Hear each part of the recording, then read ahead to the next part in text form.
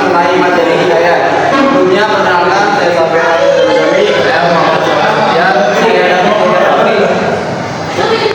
Yang pertama ada definisi hikayat.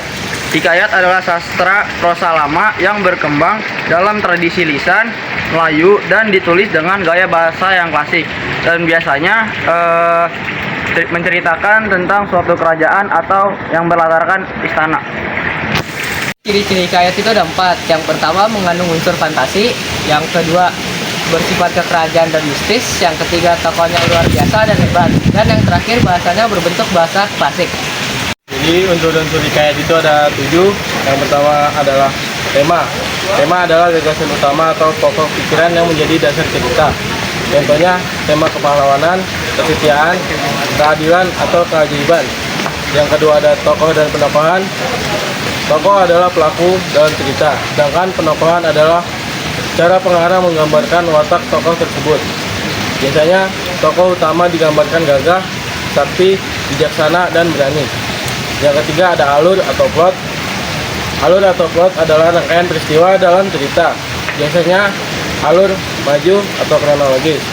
Tahapan alur adalah perkenalan, pertikaian, klimaks, dan penyelesaian. Yang keempat ada latar. Latar meliputi tempat, waktu, dan suasana terjadinya peristiwa.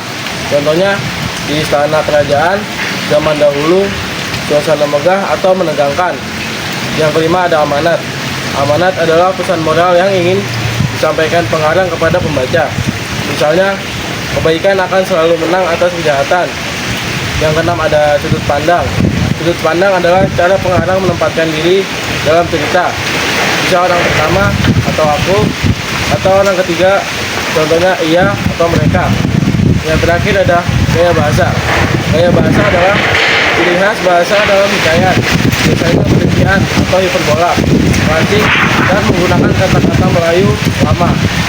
Kaidah kebahasan hikayat itu yang pertama ada konjungsi temporal. Konjungsi temporal itu kata hubung yang digunakan untuk menghubungkan dua peristiwa, biasanya untuk mengurutkan suatu kejadian.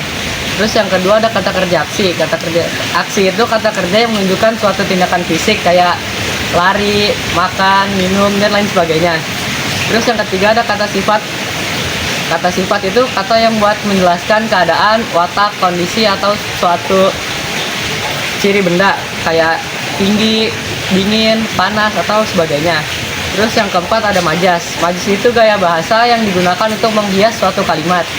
Yang terakhir ada bahasa klasik. Bahasa klasik itu bahasa yang digunakan pada zaman dahulu dan kini sudah jarang dipakai dalam bahasa modern. Terakhir ada langkah-langkah penulisan hikayat. Yang pertama, menentukan tema, tentukan ide utama, misalnya kepahlawanan, keadilan, cinta, atau yang lain-lain.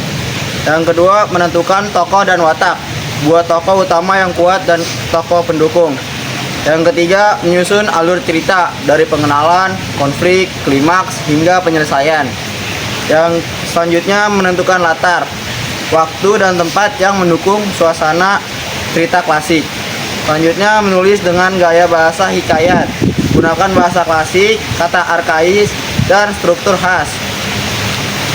Selanjutnya, menambahkan unsur keajaiban dan atau kesaktian sesuai ciri hikayat lama. Dan yang terakhir, memberi amanat atau pesan moral di akhir cerita. Sekian pembahasan materi hikayat dari kelompok kami. Kurang lebihnya mohon maaf. Wassalamualaikum warahmatullahi wabarakatuh.